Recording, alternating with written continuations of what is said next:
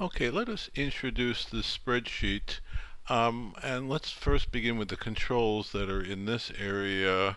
There are two controls for the prices. One's for the price of X, and if you click this, let's see if it works. Yes, it's beginning to work. You can raise the price. If you click it the other way, you lower the price. Likewise for the price of Y, and we'll see how that changes in a moment.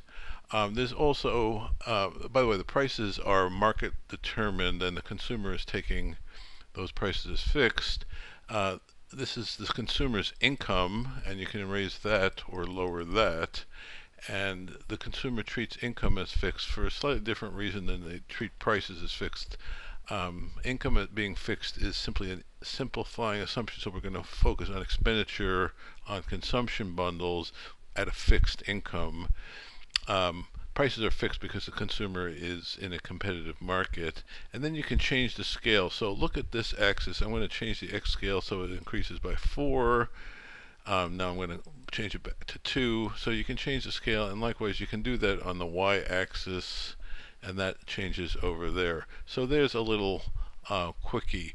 Now the trick in filling out this table is to figure out expenditure. So let's start with a particular box. This box has 15 units of X and no units of Y, so the expenditure on it should be 15 times 270, and I can't do that in my head, but I'm going to just write in 34 for a second just to see what happens. I don't believe that's the right answer, and it tells me it's the wrong answer. So now I'm going to do that a little bit more carefully.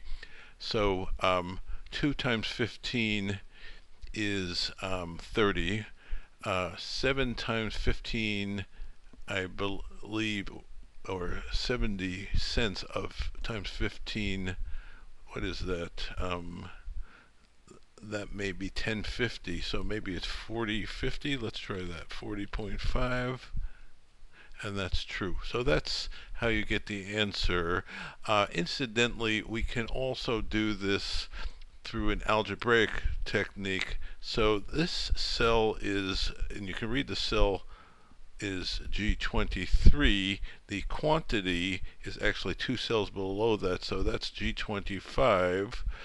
The price is, well, let's see what is, that's in Q, and I think that's Q10, so the price of X is in, I believe, Q6. So let's try that.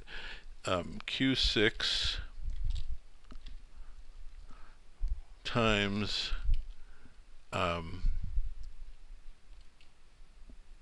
G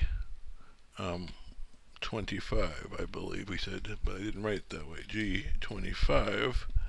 And in order to make it as a formula, you have to put the equal sign in front of it. So I'm putting the equal sign in front of it, and then let's see if we get that. That's great.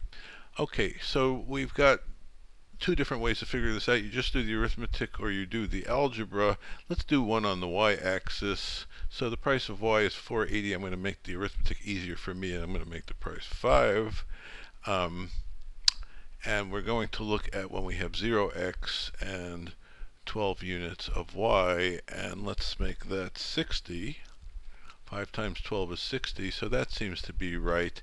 And now I want to compute when I have 12 units of X and 12 units of Y, the expenditure, which should equal this number plus this number. So let's write that as 32.4 plus 60. And then let's put the equal sign in front of it, which again we're going to do. Oops. Equal sign, and let's, oops, it didn't like it because I didn't get rid of the plus sign. So let's try that again. Oh, it changed it for us, so there we go. So that's how you do the arithmetic. You can fill in the whole table this way, and that should be pretty easy.